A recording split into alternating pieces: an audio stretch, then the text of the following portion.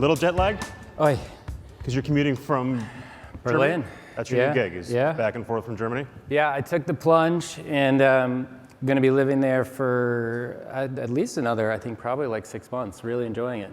So you started running SoundCloud last summer. Yeah. Streaming music is a graveyard. Money goes in, profits never come out. Everyone who works in digital music says, I'll never go back again. Right.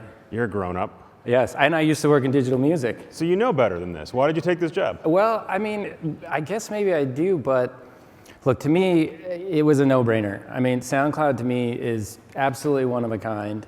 And you know, when I was thinking about what I wanted to do next, and working with some investors, like, to me, this one just leapt out. And it's because, look, SoundCloud is a very vital and interesting streaming service, and that's a side of the business that we're absolutely going to continue. And we think it's a very different product than what the mass streaming services are offering. However, it does have a lot of the same near-term challenges around like the margins of that business. However, SoundCloud is totally different, and it is built from the creators out. And the very core of SoundCloud is actually a platform that creators use, a set of tools that creators use, and that is a fantastic business. And that's where we absolutely lead in the space. We are the largest online community of audio creators. And when we look at the ability to invest in the platform and really drive forward on those creator tools while also growing this very unique catalog of content that listeners love, you know, from an investment perspective, we're really excited about it. So I'm confused, because SoundCloud started off as a free service, then it had a freemium sort of upsell for people who make music, right? Yeah. You could buy tools and stuff That's like right. that. And it was going along that way. People liked it, raised a bunch of money, raised some more money, eventually did deals with the music labels that would allow it to host more music. And then all of a sudden it came out with a streaming music service that cost $10, just like Spotify, just like Apple Music, like a bunch of other services. So, and that's sort of where you came in, right? When that didn't work. Are you changing the business plan? Well, we're absolutely refocusing the business plan, as I mentioned, around, as we put it, maximizing our investment first and foremost in the creator products.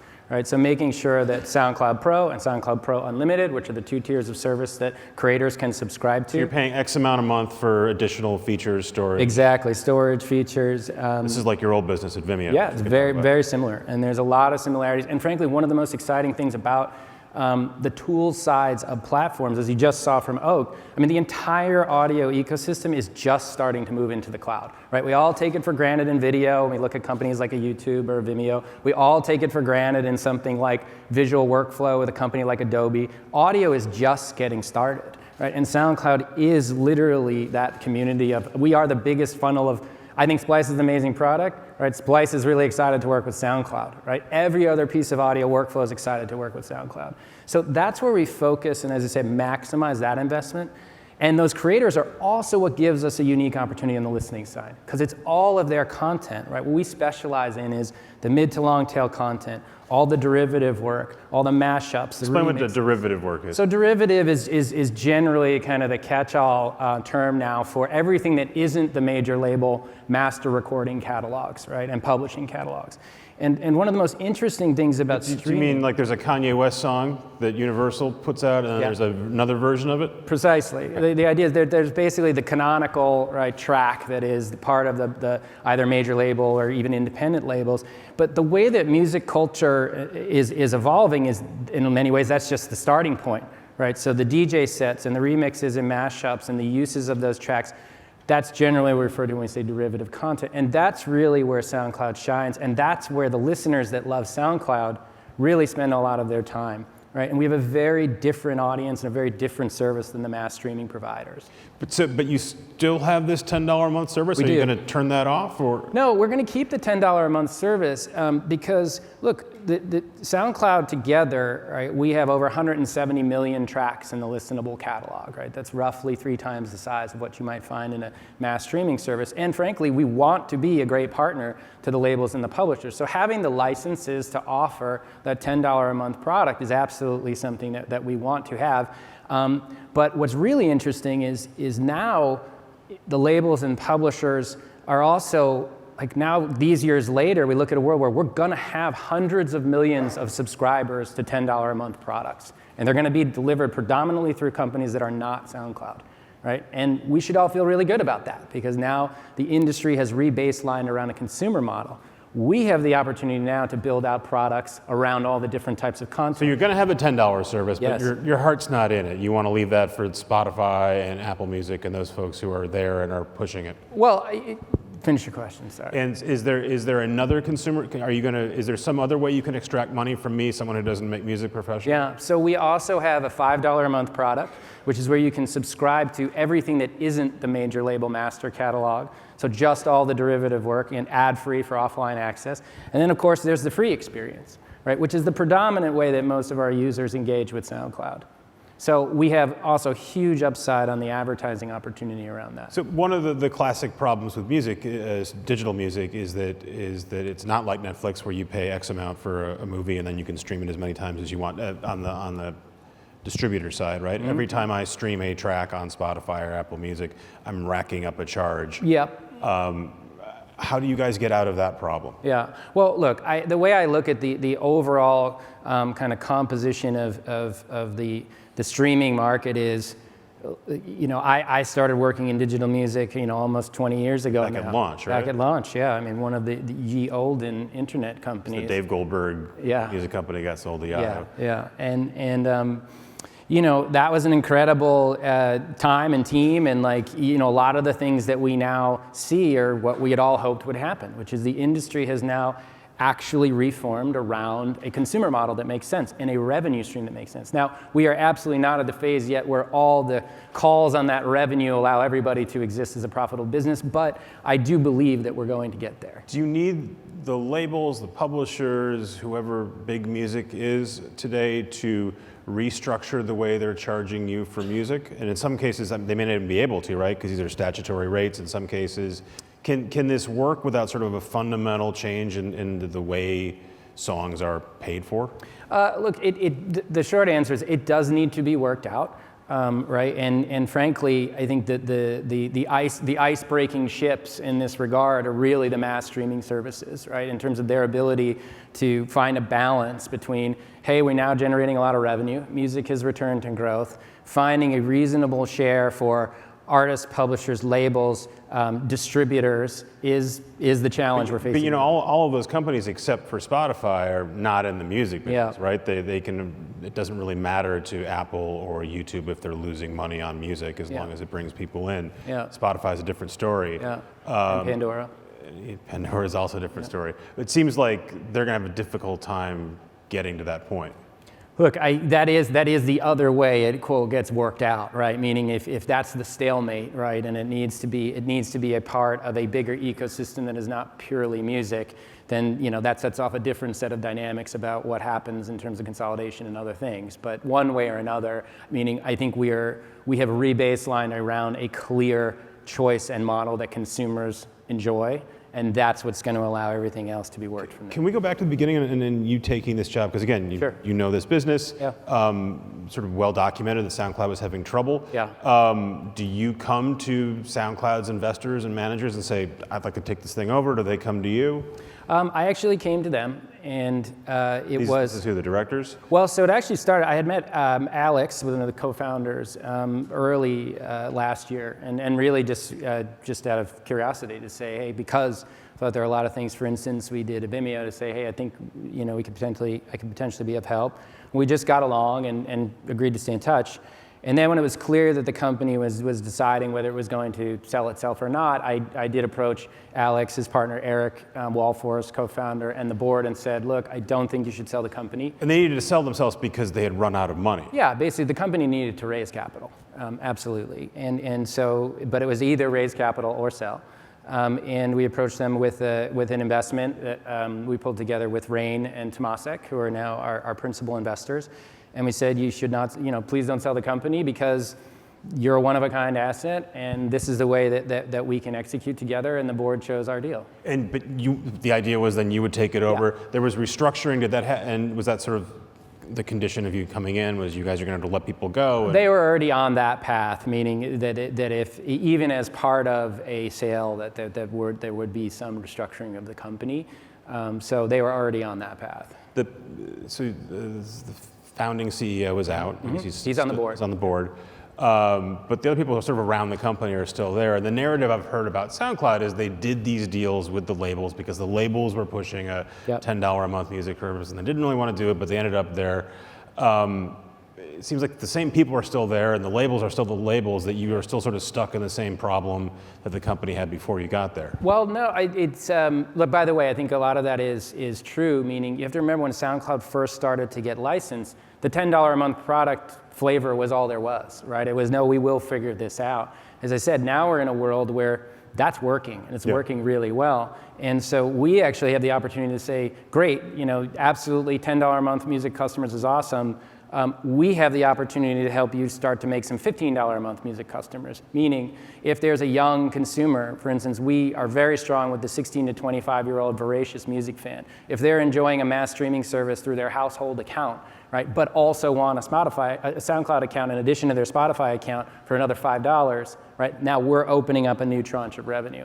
And I think that what we're hearing from the labels and the publishers, and they've been very collaborative with us, which has been fantastic. It's like a weird way of talking about the music business if you were used to the music business from 10 or 15 years ago. But it's because, though, it's great to have that confidence to say, because it was really a existential, will people ever pay for music again, was a very real question, like not less than a decade ago. Right, now we're at 70 million Spotify subscribers and 30 plus million Apple subscribers. It's a different, and it's that mentality to say, look, and here's the way I put it, and I fundamentally believe this, is the end user state for music consumers is not just the existing known world of the master recordings. It's actually a much broader experience like what we can offer. Now we're at the phase where we say, okay, we've established commercial traction around the $10 a month. How do we now turn our attention to all the derivative content and create commercial traction around this, right? And we're going to work on it together, but that is our unique opportunity on the listener side.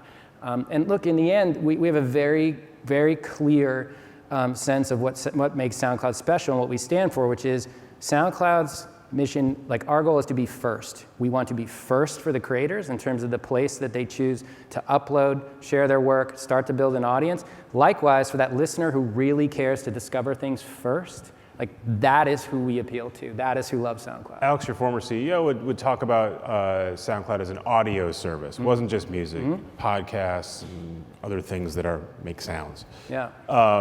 I haven't heard you talk much about that. Is that a focus for you, or is it really music is the core to what you're doing? Look, SoundCloud is absolutely an audio platform. I think music is the easier way, and it's also one of the things that people want to talk most about because it also presents, I think, some of the most obvious challenges. And it's good to actually have a conversation about, because we're staying committed to music, right? And that is a core part of the platform. Now, in terms of all of the other growth of audio, I'm also very excited about how that accrues to us, which is podcasting. I'm absolutely a bull on the smart speaker, connected home, connected car, and sort of the general rising tide of audio consumption.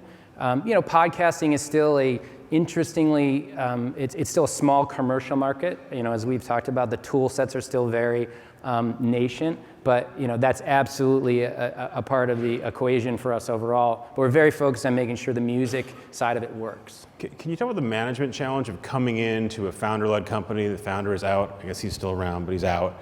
They've had layoffs, restructuring. Yeah. You come in and they don't know you, and they're a bunch of German music dudes. They're actually Swedes. And Swedes. Yeah. How do you restructure that company? How do you get people on board? The only way I know, and frankly the only reason one of the key parts of the deal was they had to choose our deal, and that was for the founders, that was for the board, so that put us in a good position. And frankly, look, for me, it's very easy for me to be super respectful of founders because you can't put two people in a room and say, hey, please go create something that impacts the world and everybody uses. That's the magic part, right? So to be able to say, hey, you guys created this, I believe in it, I'm passionate about it, and all that's just completely honest. and basically take the same approach with the team. And by the same time, being direct about like, hey, we now are well capitalized, our balance sheet is cleaned up, but we're gonna be rigorous about the way that we manage from here.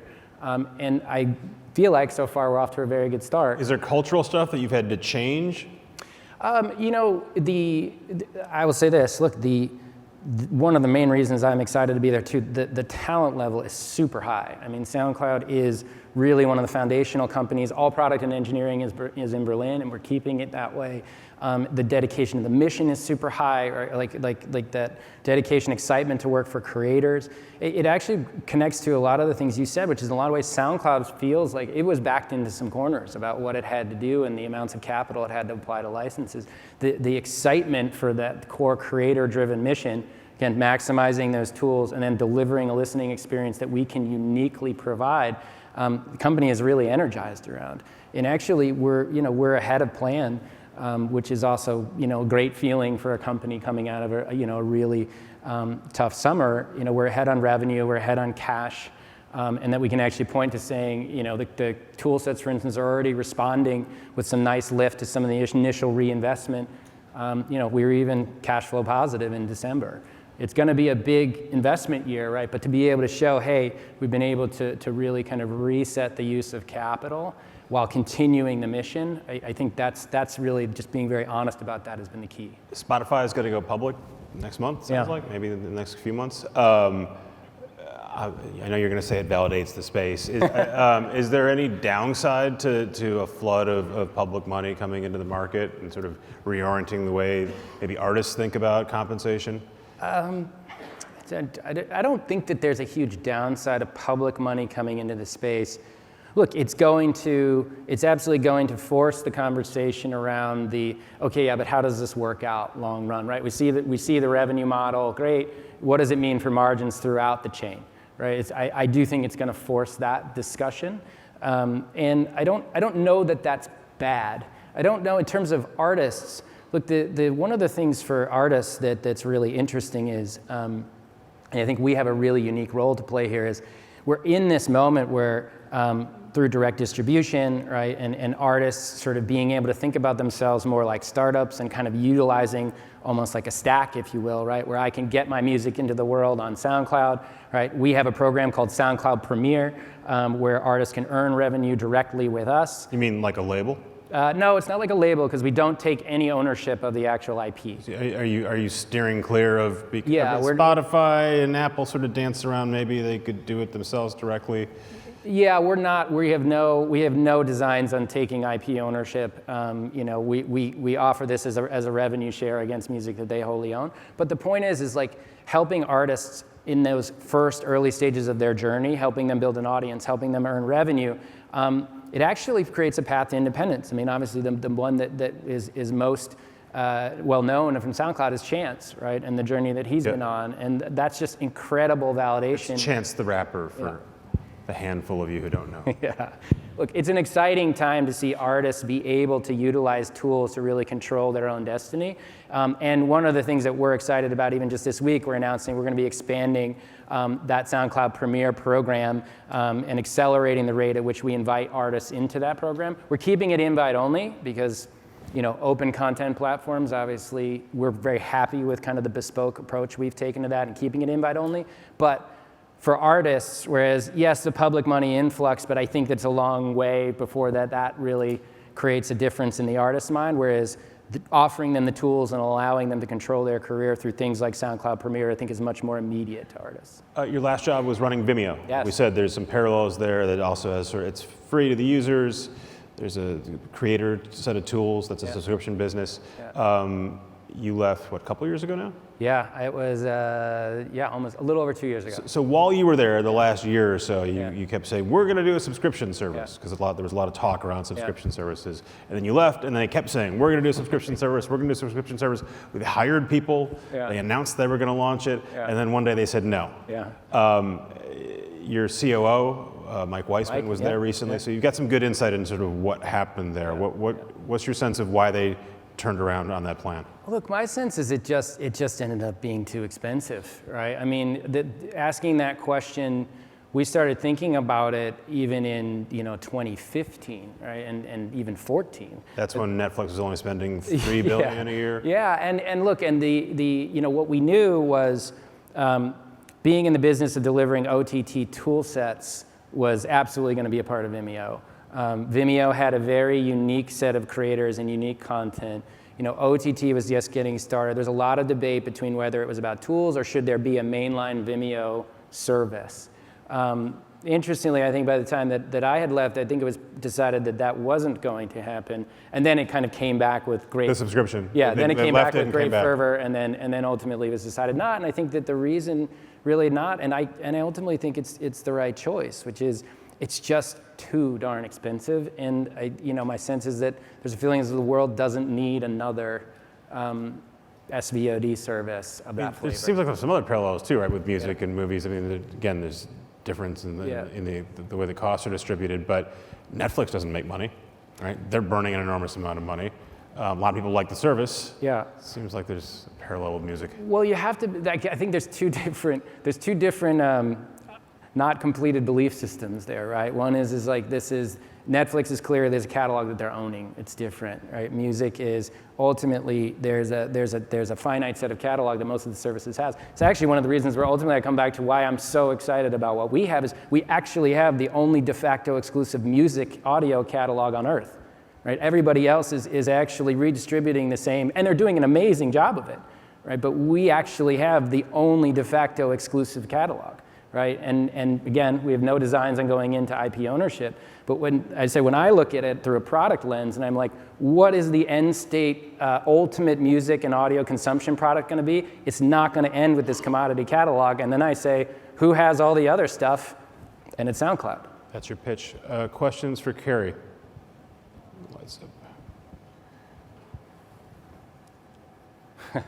Hey, Kerry. Rollo. Rollo Winlock, Webster.io.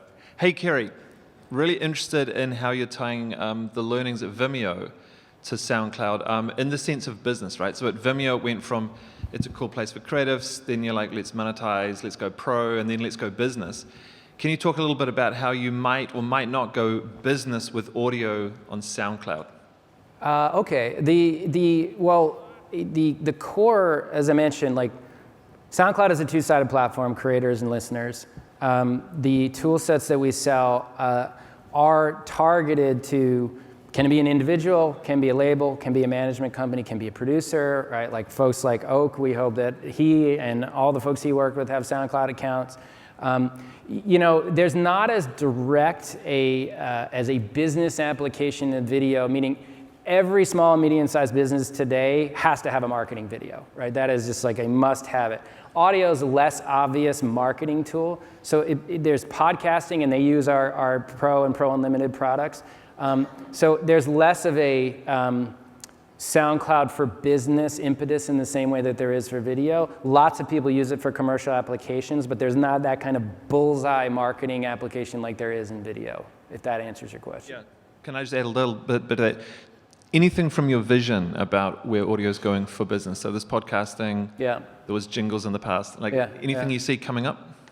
Well, I think one direction that audio is taking is that brands and creators are collaborating much more frequently and much earlier. Meaning the idea, and we see this on SoundCloud, and it's a part of what we offer to artists in our SoundCloud Premier program, which is when brands are interested in getting close to musicians and getting close to music culture, there are a number of creators on SoundCloud who are like, hey, great, I'll just work with that brand, right, on a composition, and I guess you could say it's connected to commercial music or jingles, but it's sort of more it's just more of a direct collaboration. So that's one of the opportunities where brands can work directly with a creator, right? And they can do it at sort of that mid to long tail level versus you have to go have a superstar and do some sort of old-fashioned endorsement deal.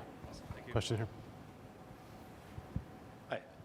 So I'm a SoundCloud creator, and I've found that both the SoundCloud creator experience and listener experience are most fully featured on desktop relative to mobile. So I'm curious how you're thinking about the shift to mobile for both creators and listeners. It's a great question, and that is a fact. Meaning the creator user experience is most fully realized on desktop. Now on the creator side, that's not a huge challenge because actually most workflow, in the end, still ultimately is pretty tethered. Oak was using a laptop here. Yeah, exactly. Great, exactly. Right. So that's still pretty tethered to the desktop. Now, SoundCloud has actually done an awesome job of moving to mobile. Like more than 90% of the listener experience is all through the mobile app. Our mobile app is actually the #3 music app in the US. It was number 17 overall in iTunes App Store last year. So these are things of like, it's a different product that people want for different reasons. Unfortunately, a number of features are still finding their way, like commenting within the waveform, right? Like time-based commenting, that is on the roadmap. Two-way messaging between creators and fans, that's on the roadmap. So we're very much like, hey, how do we port that richness, which is really about, because for us it's the catalog, but it's also the very direct communication and connection between creator and fan, and that's a lot of the features that need to come from the desktop into the app. Good. Kerry, Yeah. thank you for coming in from Germany. I appreciate it. Thanks for having me, Peter.